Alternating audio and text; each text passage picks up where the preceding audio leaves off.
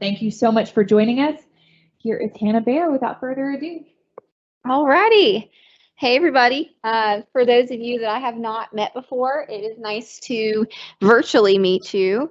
My name, as Dawn said, is Hannah Baer. I am the registered dietitian over at the Heart Wellness Center. So in addition to being Spartanburg Regional's employee gym, which is free, by the way, if you're an employee, we also have a wellness program for the community that is $40 a month. It's just basically a clinical gym. And then our main function is we do cardiac and pulmonary rehab. So my job there is I work with the patients as they're working through the program. And in addition to their exercise, they meet with me and we talk about all things nutrition. Because as many of you know, probably one of the big reasons that you're in this group in the first place and on this call is that diet impacts our health so much, from preventing disease to reversing disease, treating disease, living with it. So it is very, very important. And that is something I am extremely passionate about and the reason I got into this field in the first place. So today, one of the things that the main thing we're going to talk about is making vegan desserts. So this is the Veg Edge group. And a lot of times when we talk vegan, we think, salads and tofu and things like that. But what's really, really cool, and one of my favorite things that I've been doing as I've been learning more about plant-based eating, is how we can transform these plants into absolutely delicious meals and delicious desserts. So I don't know how many of you have tried vegan desserts before. My first experience was years ago living in Columbia, South Carolina. My friends and I used to go to a vegan restaurant, not for any health reasons, just because I thought it was cool. And I had a vegan, it was a chai tea, a chai cheesecake. And it was literally the best thing I've ever had. I still sometimes drive an hour and a half to Columbia just to go to that place because it's so good. But that totally opened my mind to vegan desserts. And I've been kind of obsessed ever since. So when we were coming up with this presentation to you guys, it was so difficult for me to think of which recipes I wanted to make because there are so many that are just absolutely delicious. But we picked 3. So believe it or not, we are going to try and make 3 desserts for you guys in a matter of an hour. So send prayers, positive vibes, cross your fingers and toes, but I'm going to try and get this ball rolling. So the dessert that we're going to do first is a peanut butter baked oatmeal cup. So this is actually something I made years ago, just scrolling through Facebook down a rabbit hole when I probably should have been productive in other ways. I came across this dessert, saved it, and have made it like a million times since. It actually could make a really good snack too, or even a breakfast if you want to do something a little sweet. But we're going to get started with that. So I've already preheated my oven. So we're going to go right in and just get this happening. So this is a great recipe to use if you have bananas that are on their last leg. So we have a couple ripe bananas here. So I'm going to go ahead. It calls for a heaping cup. So I'm going to use 2 bananas. And full disclaimer, I did wash my hands and everything before, so I am sanitary. Now, so we're going to go ahead and do a heaping cup of this banana. I'm just going to mash it with a fork because, frankly, if it's ripe enough, you shouldn't really need anything more than that. So we'll go ahead and do that. As I'm mashing this up, one thing I want to talk about is, so I think, common misconception is that vegan always equals healthy, and it might be a little bit better for the planet. But for instance, I was just at a vegan festival the other weekend, and there was, French fries. French fries are vegan. So just because a food is vegan doesn't necessarily make it healthy. But whenever we can try to go a little bit further with that and do more of a whole food plant-based approach where we're using real ingredients. I think someone once told me, I believe Oreos are vegan. You can fact check me on that, but I'm pretty sure they're vegan, which is a little scary. So those would not fall into your whole food plant-based category. So with whole food plant-based, we really are using, real ingredients. trying to sweeten dishes with fruits and dates and things like that. So we'll be using date syrup here soon, but really trying to take food and transform it. And that can kind of help to make the dishes a little bit healthier just because you're not having all of those additives and things that you might find in Oreos. No knock on Oreos. I love Oreos, but you know, I think we can all agree that they're probably not as healthy for us as the mashed banana, right? But just because it's healthy doesn't mean it has to taste bad either.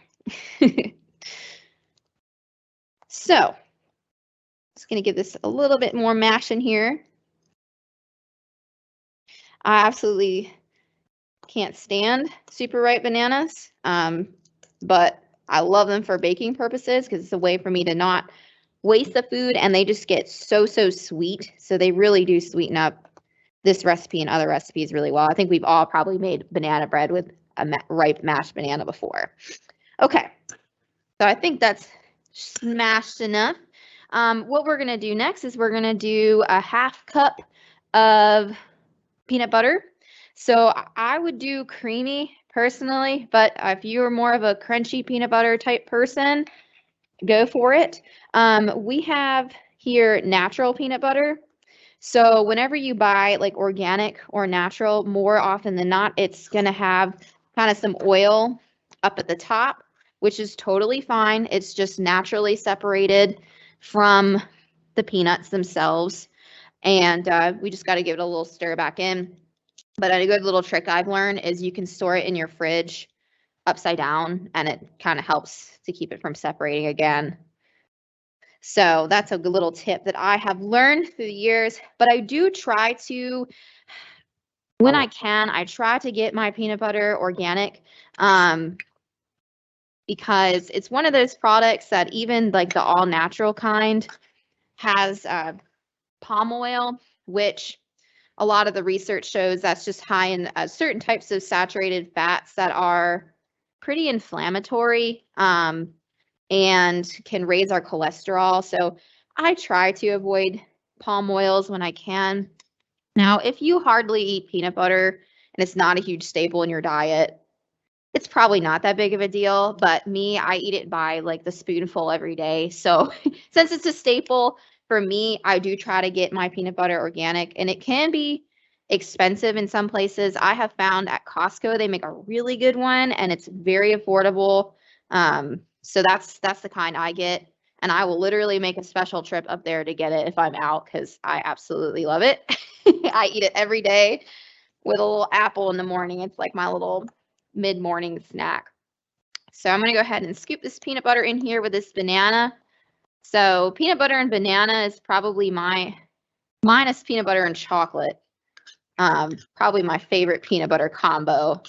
The beautiful thing about this recipe is not only is it peanut butter and banana, but we got some chocolate in there for you guys too coming. So that's why it's probably one of the favorites in my household. All right, so we got our peanut butter. Next, so this recipe calls for 2 eggs. So I'm about to rock your world if you've never learned about this before. But whenever you see a recipe that calls for eggs, if you want to veganize it, you can do what's called a flaxseed egg. So basically all a flax egg is it's a tablespoon of flaxseed, ground flaxseed specifically, and 3 tablespoons of water. You stir it up, you stick it in the fridge for 15 minutes, and then it comes out and it's got more of this gel-like consistency that you would see in an egg, and it works wonders. So it's 1 tablespoon of flaxseed, 3 tablespoons of water. It would equal 1 egg. So since this recipe calls for 2, I just doubled that, stuck it in the fridge, and here we go. We got a little flax egg for you guys. So I'm going to go ahead and just add this in here.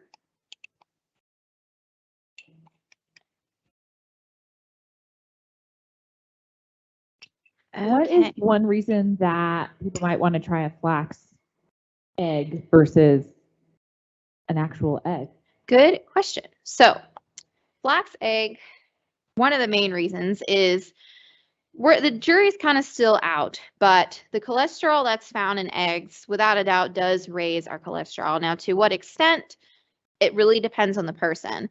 But flax, what this does is not only are you eliminating the cholesterol and the saturated fat that you would find in an egg, but flax seeds are super good for you. They're very anti-inflammatory because they contain these compounds in them called lignans. And lignans are basically a phytonutrient.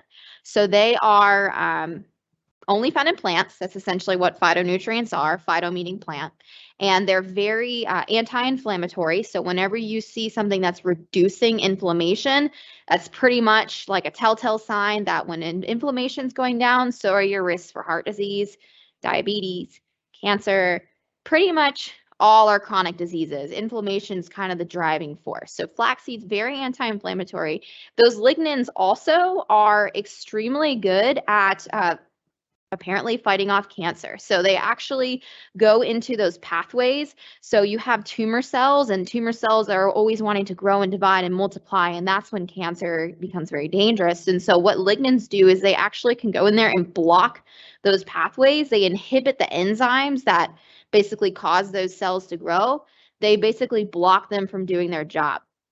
So they prevent the growth and spread of cancer. So actually really interesting research coming out there about flax seeds. So not only are you replacing eggs and still getting that gel-like consistency from a chemistry standpoint, but you're actually adding a lot of nutrition to this. And then if that all wasn't enough, they're also a very good source of omega-3s. So 2 tablespoons of flaxseed gives you, it's about 2,000 milligrams of omega-3s, which is kind of where they're recommending that you be for the day. So really easy way to get those in. If you're not eating fish, flaxseed could be a good option for your omega-3s. So long answer to that, but a very important ingredient that I would recommend anybody, whether you're plant-based or not, start to kind of incorporate in your diet more often. Awesome. Thanks.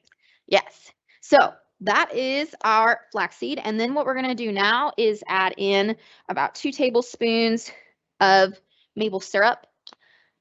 So I've lately been using a little bit more maple syrup in my recipes as opposed to just sugar. So maple syrup's going to be one of those whole plant foods. So it's still sugar. Okay. So let's not lie to ourselves. It's still going to raise your blood sugars and things, but it is going to have some other good beneficial compounds since it is coming from, a plant and hasn't been highly refined. So a slightly better option.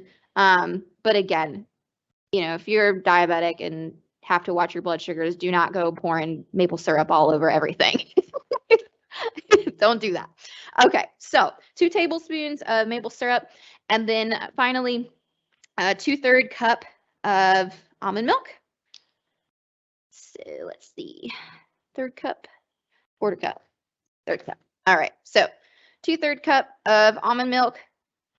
You could probably use whatever kind of plant-based milk you had, soy milk, oat milk, but I always advocate some of these plant-based milks kind of market themselves as very healthy, but they have a lot of added sugars. So always see if you can get a unsweetened version and use that, not the sweetened versions. And then I lied, we do have one more wet ingredient. That would be our vanilla extract. So we got a teaspoon of that. Yeah. Okay. So teaspoon of vanilla extract.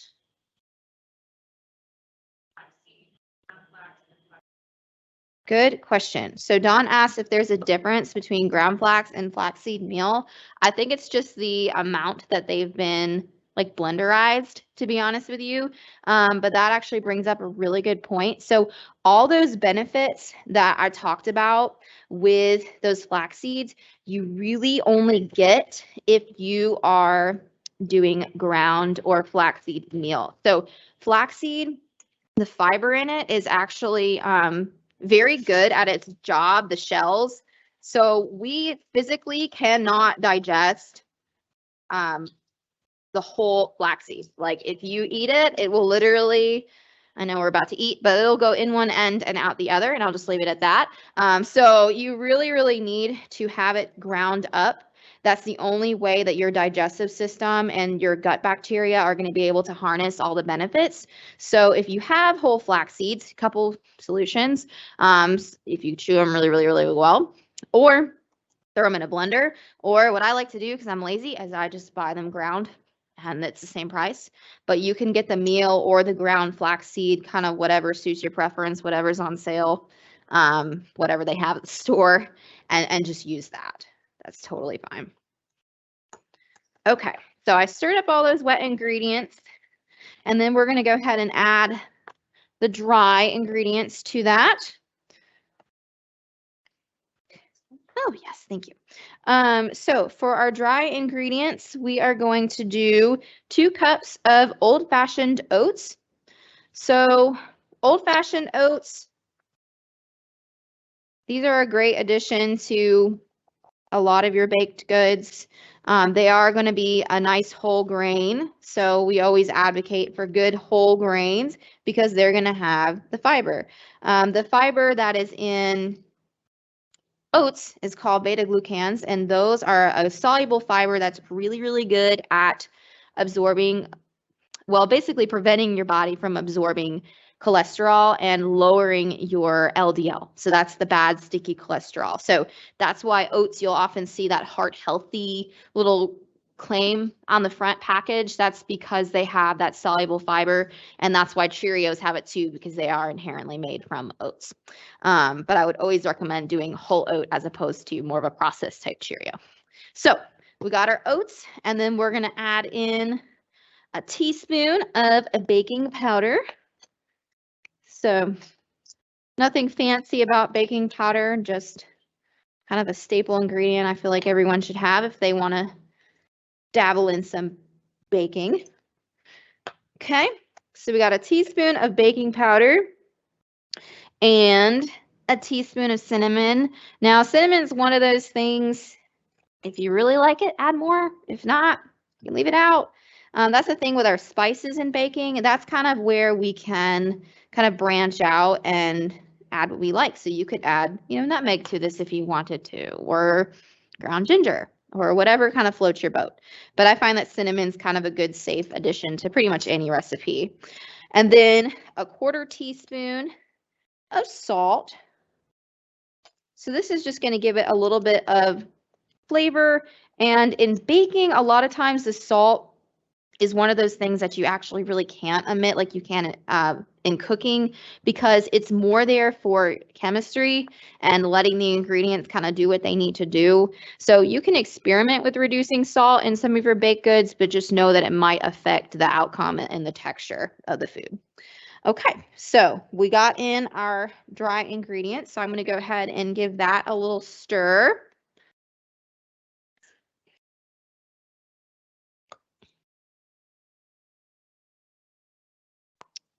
Alrighty. And then the next step is my favorite part. It's when we get to fold in the chocolate chips. So, full disclaimer, I don't believe the chocolate chips that we have up here are vegan, but if you have vegan chocolate chips, more power to you. They do sell them in the store, like dairy-free kinds. So just whatever you have is totally fine. This recipe is already great and has lots of really good plant-based ingredients. So don't go freaking out if you need to go find vegan chocolate chips and can't find them at any store. If it's really super important to you, then you can, go get them or just leave them out and put something else in there, like walnuts or pecans or something else. So that's the beauty of doing your own cooking, is you can adapt it to your needs. You could probably even add some berries in here if you wanted to instead of chocolate chips.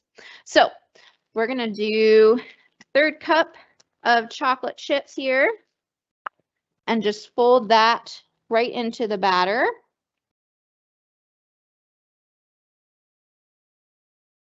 Ooh, spilling them everywhere.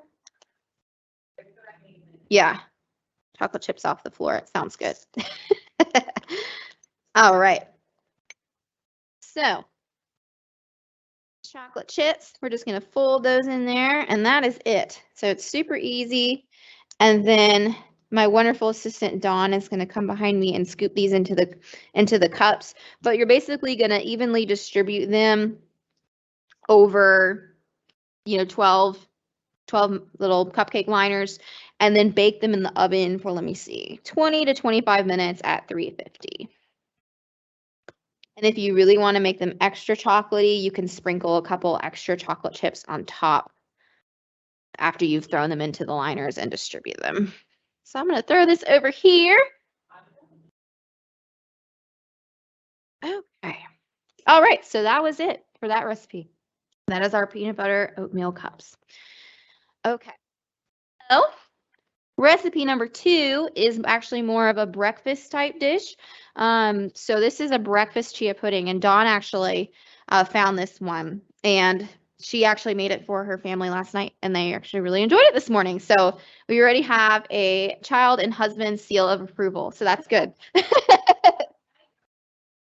Yeah, a picky eater 5-year-old, that's even better. So yeah, way more. So we're gonna go ahead and get this one started. This one is like so easy. It's kind of embarrassing how easy it is. And I love those types of recipes. My grandfather used to always tell us, keep it simple, stupid. And that's always been the motto that I try to live my life by, is the easier I can make things, the better. I think you can kind of go down these rabbit holes on a lot of vegan baking type websites, and they just have these really wild ingredients like tapioca powder and stuff. I don't even know where you would get that. If anybody knows, let me know. But I try to just find recipes that are really simple. This last one that we just made is just a bunch of staple ingredients that honestly I usually have on hand anyway. That's kind of right up my alley. And this type of recipe is too. Very few ingredients. I think it's only got 6. And 2 of them are optional garnishes. So really 4 ingredients. So it all starts out with non-dairy milk. So this lady calls for homemade almond milk. More power to you if you want to do homemade almond milk. Again, I'm lazy, so I just buy the store-bought. So it's going to call for 2 cups of that. We did find that when we did as it called for, the final result was a little bit more watery. Not super, but a little bit of a thinner consistency. So if you like more of a thicker consistency, you can experiment with how much you want to add. I'm just going to follow the recipe for you guys for today, but if you're making this at home and you like more of a thicker type consistency, I would maybe try like 1.5 cups of the milk and then go from there. You can always add more, but you can't take it out. Although you could probably add more chia seeds. I don't know. Try me on that. So, we'll go ahead and do our milk. So we got 2 cups of our almond milk again. So I always love when, ingredients for one recipe can supply me for the other recipe too. It just makes life really easy. So 2 cups of almond milk. Oh, no problem. Dawn says she's making a mess, but it can't be worse than all my chocolate chips that I have all over the ground. So we got our almond milk, and then we're going to do 6 tablespoons of chia seeds. So chia seeds are another really good source of omega-3s, much like the flax seeds. They're pretty similar, and I use them interchangeably. Like if I'm out of flax seeds, I'll use chia seeds instead, because they both kind of do the same type job where they gel up in water and have omega-3s and are really good sources of, fiber. So I use them interchangeably. What I will say is that the flaxseed has a little bit more lignans than the chia seed, so they're slightly more healthy, but they're both super good for you. So don't split hairs over those sorts of things. Yes, chia seeds are a great source of protein. So if you're looking for the protein, I would do the chia route. And if you're looking for like the lignans, do the flaxseed route. But the beauty, and I think the most important thing, is the more variety you can get in your diet, the better. So mix it up. Some weeks do chia seeds, some weeks do flax seeds, kind of whatever floats your boat. Okay. 5. the great thing about chia seeds, and I think they do this way better than flax seeds, is they are really good at gelling up and creating that jelly consistency. So I'm sure you guys have all seen recipes for chia puddings. And it's really amazing how well they do this. I made one the other day, and it'll look super watery, and you're like, how in the world is this going to gel up like that? And they just do. And that's that soluble fiber. So soluble means that it's soluble in water. So when you put it in a liquid, they're just going to blow right up. And that's what happens with oats and all other types of soluble fiber high foods, is they get that jelly consistency after you've heated them, baked them, soaked them in water. So we got our chia seeds sprinkled in there. And then next we're going to do 3 tablespoons of either date or maple syrup. So they do have date syrup out at Costco, and I think this is what this is here. So Dawn told me she found this at Costco, which is great. I'll have to go look out for it and see if I can find some for myself. Normally when recipes call for date syrup, because again, I just kind of use what I have on hand, I use maple syrup. So I'm actually really excited to try it and see if it has a little bit of a different flavor. Dates are a wonderful fruit. Super, super sweet. And I actually had a patient tell me the other day that when she's been having a sweet tooth where she would normally eat like M&Ms or some kind of candy, she's been doing dates, and it's been totally satisfying for her sweet tooth. I think a lot of times they'll say, oh, eat fruit, but sometimes the fruit's just not quite as sweet as the candy that we're looking for. But dates, I promise you are. They're just very, very good. I blend some into my smoothies, and it's just a good, again, whole food way to get some sweetness into your dishes. And then the date syrup is basically just the pureed version of that. So it's just going to be even more concentrated sweetness. So that is our date syrup. And then a teaspoon of vanilla extract. And you can always add more if you would like to, but I'm just going to stick to the recipe. Okie dokie. So with this dish, this would be something that I would make, morning before or like night before you actually plan to eat this, because the chia seeds, in order for them to work their magic, they do need a little time. So if you eat it now, it's probably not going to taste very good, kind of crunchy. So you do need to let these chia seeds kind of set. So this says a few hours. It's not very specific, but I would do, since it's kind of a breakfast dish, I would make this like that night and then just let it chill overnight and then take it out in the morning and it'll be ready for you. So we actually have one that Dawn so kindly prepared last night that I'll show you guys a little bit later. But I'm going to go ahead and stick this in the fridge. And I will say, it says on the recipe that it takes 10 minutes to prep. When I did it last night in my kitchen, I did it like 9 or 10 p.m. And it took maybe 4 minutes. It was, it was one of the simplest things I've ever done. And it was just right there in the fridge when I got up. It was perfect. So easy. It's so easy. I mean, up here, I don't even think it took me 10 minutes, and I was talking at the same time. So it is very easy. Those are my types of recipes. Okay, so the last one is a chocolate raspberry parfait. And believe it or not, we're actually going to use tofu in this dish, which the first time I saw this recipe, I was like, that is super weird, which is why I made it, because I like to do weird stuff. So tofu, I think we often think about it in like more Asian cooking, stir fries, things like that. But one thing that I have really started to experience and learn as I've been doing more plant-based cooking is how tofu is such a great way to add texture to dishes and kind of add a creamy consistency when you puree it. And the thing with tofu, I don't know if anybody's ever tried tofu just plain, it's totally flavorless. It just tastes like water. So it really does kind of take on the flavor of whatever you're putting it with. One thing I learned recently, I got one of those Ninja food processors for Christmas last year. My husband gave it to me, and they had a little cookbook that came with it. And one of the recipes was tomato bisque, but it actually used tofu in it instead of like heavy cream to give it that creamy consistency. And guys, it was amazing. It was so good. And so ever since then, I've been trying to like blend tofu into things. And one, you're going to get protein, which is great. And what's amazing about tofu is it's a great source of all of the, essential amino acids. So all plants, it's a myth that, plants aren't complete proteins. All plants do have all your amino acids. Some are just at lower concentrations than others. Tofu is actually one that kind of has them all at very high concentrations because it's coming from a soybean. So it's essentially a fermented soybean.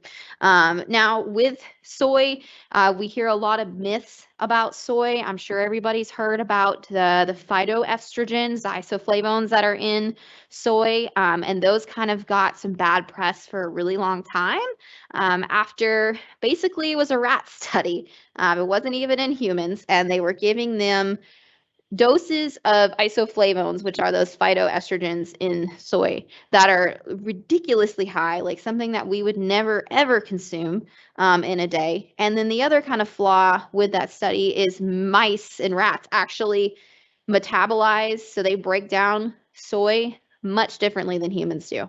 So it wasn't a very good study, but unfortunately we kind of got a lot of conclusions out of it that have been disseminated to the public, and they're all myths.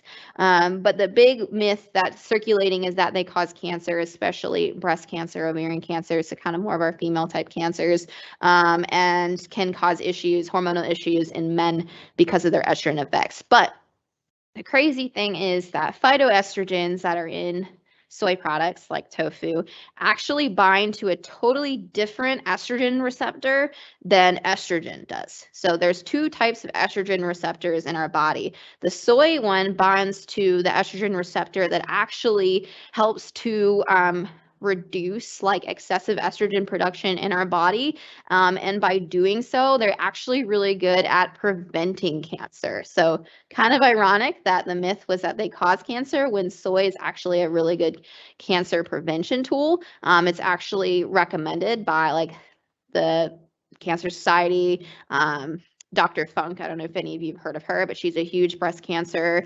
kind of health advocate, and she recommends eating soy every day. So just a little fun fact, and something that I'm passionate about letting people know is that it does not cause cancer. So now we got that out of the way, we'll actually go into making this dish. So this dish is really pretty. It's kind of got two layers to it. So there's a raspberry layer and a chocolate layer. So it looks really nice when it's served. But what we're going to do first is the raspberry layer. So first thing it's going to do is it's going to call for 2 cups of fresh raspberries, which Dawn is rinsing for me now. And we're going to add these to just a small saucepan with some maple syrup. So this maple syrup's coming in again.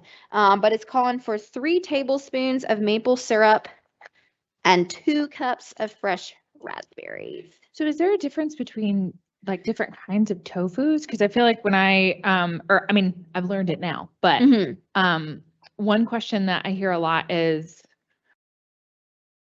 what's the difference between like firm, extra firm, and soft? And I wanted to talk about what we're using today for this purpose. Yeah, that's a great question. So I'm getting raspberries all over the place. You guys, this is how cooking is for us. Yeah, no, we're messy. So that's a good question. So in terms of the nutritional properties, they're basically the same. Now, where the difference is exactly in their name. So it's the textures. So soft tofu or silken tofu, you'll hear it called. That is what we are using in this recipe. It is not one that I would like try to slice up and use for like your stir fries, because it is very soft and it literally crumbles as you cut it. So it's more of a type that you would blend into desserts, into soups, things of that sort. So that's why we're using the silken. Now there's more firm and extra firm tofu. That's more so what I would use if you were doing like a tofu scramble or doing a like stir fry type dish, more of the traditional tofu type dishes.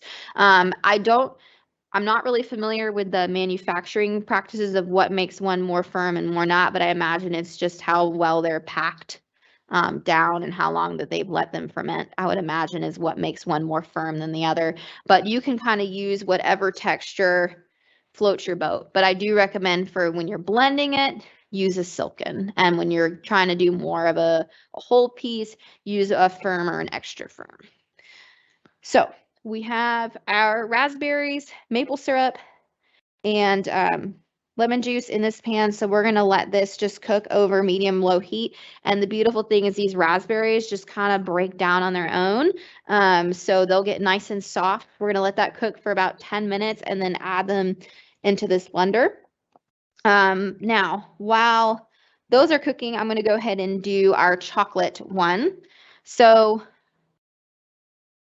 this is my first time using a Vitamix. I'm very excited about it. Okay. So for the chocolate cream, very easy. All we're going to do is place 1 block of the silken tofu into the blender. We don't need to press that. I know with some of the firm ones you have to press it, right? But silken, you can just put it right in there. Yeah, you can just throw it in. The silken, you can just throw it right in because it's going to get blended down into a liquid anyway. Now I would drain the juices off before you do it, but it doesn't need to be pressed.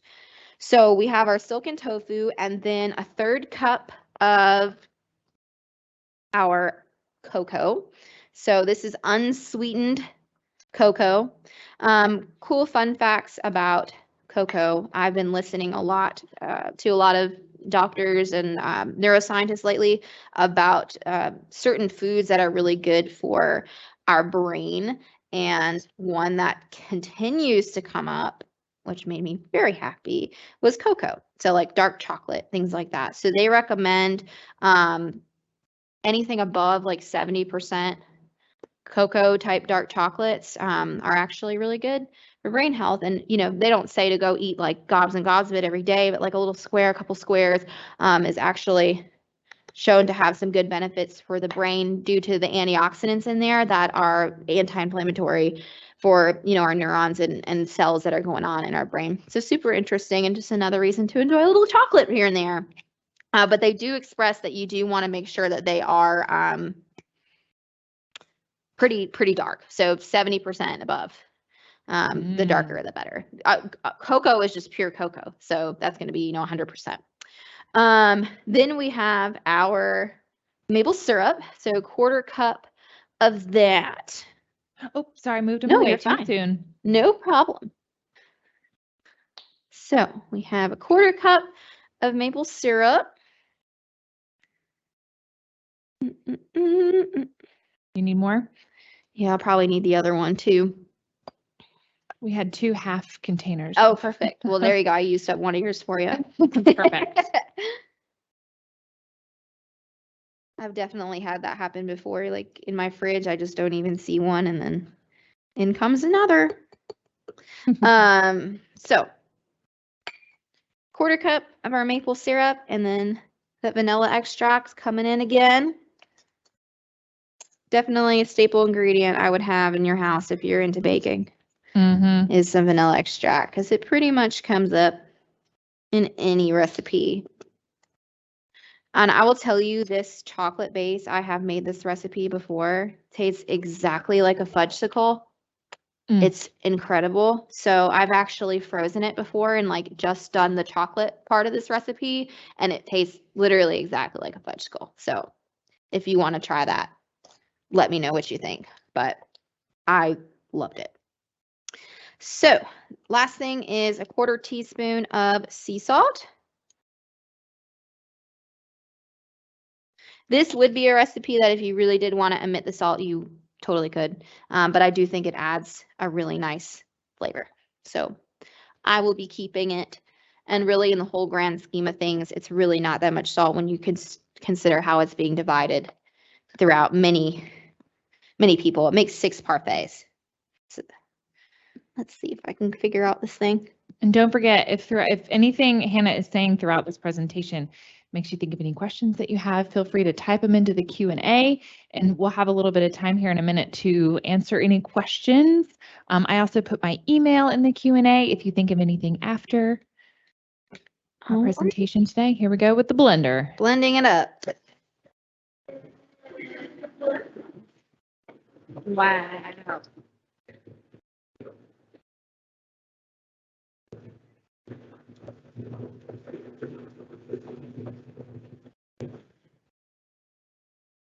pretty impressive.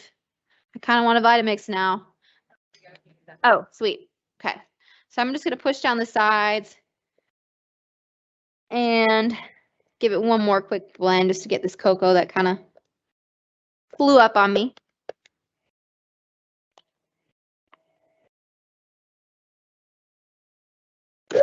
Whoa!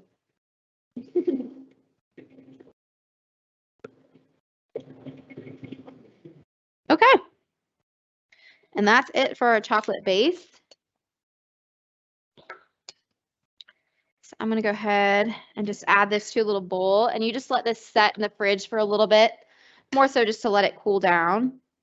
I made the mistake of making that last night right before the kids went to bed. Oh, There may have been a few tears about why Mama wouldn't let them eat the pudding. Oh, Mom. I know. I don't know what I was thinking. But you couldn't do it after they went to bed because then the blender would have woken them up, right? It's Right, like, exactly. you know, Yeah, and that was my see, you're so Either smart. way you That was lose. exactly my reasoning. And then they had, you know, with this raspberry, once we blended it up, my 2-year-old thought it was a smoothie, and they love smoothies. So that was even more tears when that happened. Oh, man. So Sounds like don't make this in front of your children. Sounds like a really traumatic night. It's okay. They got to eat the chia seed pudding this morning, and that more than made up for it. So. There you go. There you go. Mom for the win. So I'm going to give this blender a rinse off here because we're going to add in the raspberries. Now, you could totally just add the raspberries into this blender and mix it up, but I'm trying to make this aesthetically pleasing for you guys. Make it like a layered parfait. So that we can have a nice red looking component on top of a nice chocolatey looking component. So I'm just keeping things fancy here. And I was kind of messing with the raspberries more than you need to. You don't necessarily need to stir those, but that these burners take a little while to heat up. So I'm just trying to get it mixed up a little bit better so we can smoothie it up. Yeah. So any questions from anybody? Anything that's been crossing your mind, or any recipes that you've made, plant-based type recipes, desserts that you've made that have been really good? We would love to hear about them.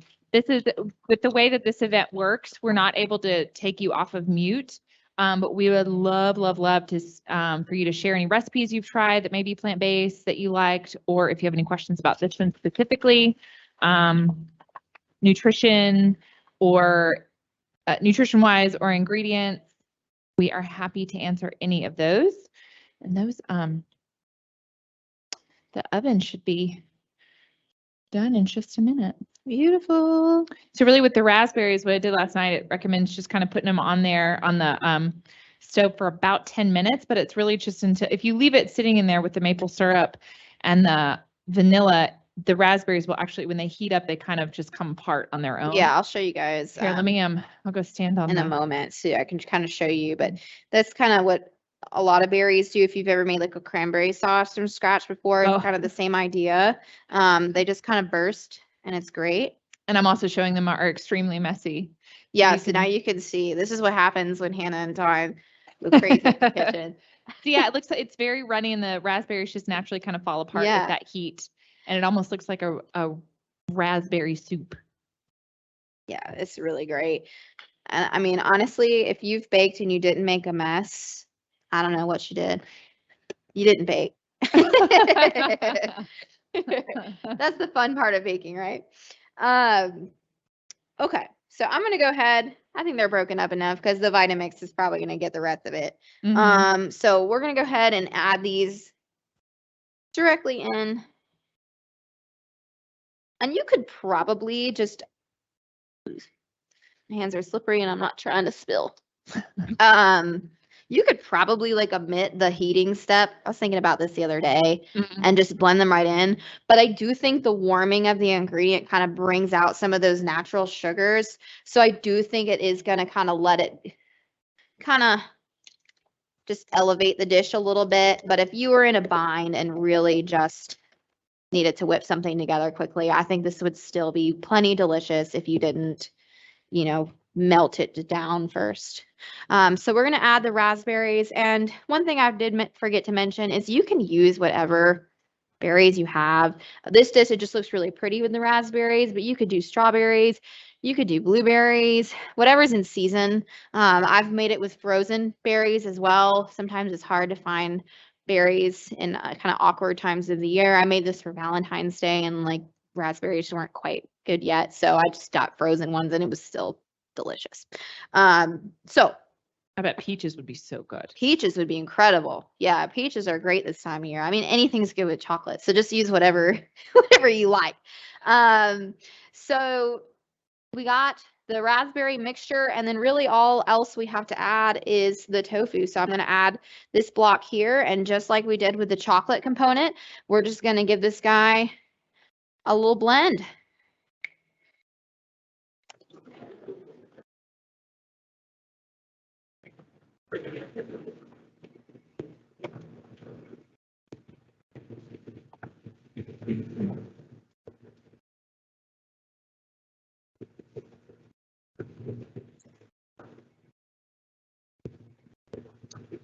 Alrighty.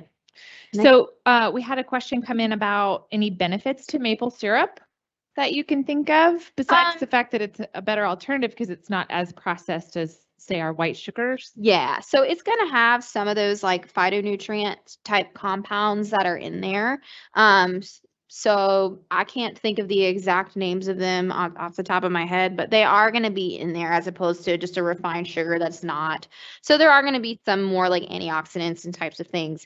Now, granted, I would not rely on maple syrup as your sole source of antioxidants, right? So sometimes I'll even see that like with there was a chocolate syrup that was out that was like good source of protein, or like double the protein. It had 2 grams of protein instead of 1. And I'm like, if you're really relying on chocolate syrup for your protein, probably not the best. So, you know, there are going to be some benefits to just doing the maple syrup. You will get some, but it's not going to be like a super huge benefit. So that is a really good question, though. And I do like to kind of use it, too, because it is Delicious. liquid. So it actually, I feel like, combines in with recipes a little bit easier than sugar does. It blends in really nicely. I do also use it in place of honey because I just find honey is really annoying to work with. But, you know, whatever floats your boat. Okay. Ooh, and you want to hold those bowls up and I'll. Yeah. So let me this is show kind you. of the consistency of the chocolate and raspberry. Oh, Yeah. it looks so good. So you can see they kind of have more of like this chocolate one in particular has kind of more of a jello-like consistency. This one will too, the raspberry once it sets. So it recommends that you stick them in the fridge for a little bit just to let them kind of cool down and kind of, I guess, set just like a pudding would. And then basically from there, you would just layer them. So you could do like 1 layer chocolate, 1 layer raspberry, or you can get real fancy and go like back and forth. Get really fancy with it and put it in like those types of like triple cups or like little ramekins is what it calls for. I feel like we're one of those fancy cooking shows because we have, you know how they do a meal and then they magically somehow have it done? Yeah. We magically have it all done. Yeah, thanks to Dawn's efforts last night. I really appreciate that. So I'm going to show you guys a finished product of what these parfaits look like. Yeah, that I so. Oh, great. Cool. So I'll show you guys this chia pudding first. So you might be able to see it. And I'll show you kind of the original as well, so you can kind of see what those chia seeds have done. And wow, it's crazy. These chia seeds are already starting to set in this other one. But you might be able to see how tiny these chia seeds are in the one that we just made. And then this is the one that sat overnight. So you can see they're just much bigger. They almost kind of like exploded, right? And that's from them just gelling up with absorbing that water and that liquid that's in that almond milk over time. And what that's done is that creates more of a pudding type consistency. So you'll see them sometimes added to like overnight oats for that same reason. So I'm going to go ahead and plate this out for you guys. So what the recipe calls for is to do this kind of at the bottom, and then really from there you can kind of do whatever floats your boat. But It recommends a little bit of some granola and a little bit of a homemade or, just an unsweetened type yogurt just to give it more of a creamy type consistency. So we have this cashew milk yogurt, so really good kind of vegan yogurt alternative, and it's still got probiotics in there, so you're still going to get all those good things that you would find in like a typical dairy yogurt. So we're going to go ahead. I'm going to plate some out here in this nice little mason jar. And I would say with, because in the last year, I've gone pretty much dairy free. And one of the things I'll say is when you do start looking for dairy or plant-based yogurt, so dairy-free yogurt, make sure you check the sugar content, because a lot of times the sugar content will be really high. And one of the ways that I combat that cashew-based yogurt that I got, the consistency is very similar, if not like just, can't even tell the difference. I got the unsweetened version because you can, just like with salt, you can always add honey to sweeten something. You can always add a little bit of syrup to sweeten it, or even just a little bit of straight up sugar if you want to add. But some of them are up to 24% of your daily sugar just in one small serving. So I will say that because I've watched that with my kids too, because then yogurt it's almost like ice cream, Right, exactly. And I do find, and it's really a shame because I feel like the plant-based dairy products are notorious for this, is a lot of the added sugars. And I think they do it just to make their products taste really good, but then they kind of lose that healthfulness that we're going for. So yes, totally agree. Whenever you can get unsweetened and then just add a little sweetener if you need to, which there's already plenty coming from the date syrup that we've put in this. So it will be plenty sweet. And then the granola is going to have some sweetness to it too. So I'm going to sprinkle a little granola on top. And then Dawn had a poor little peach that was about to enter into its next life. So we're going to use this guy, and I'm just going to slice this up and garnish it with a little bit on top. Peaches are so good right now. Oh my gosh, There's a guy that's been selling them at the Hub City Farmers Market, they're and going like hotcakes at the farmers. oh my gosh, he was out the other weekend, and I was really, really upset about it. So had to just get mine from Costco this time, which they were still good, but Yeah, I don't know if you can find a bad peach right now. no. Oop. Trying to get it off this pit. I'm just trying to get a little example of everything we got. Well, I just butchered this peach. I'm going to put these in the fridge.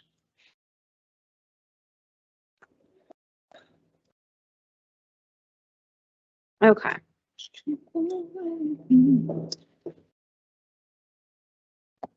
Ooh, I bet that's so sweet. Yeah, it's super sweet. It's like falling apart.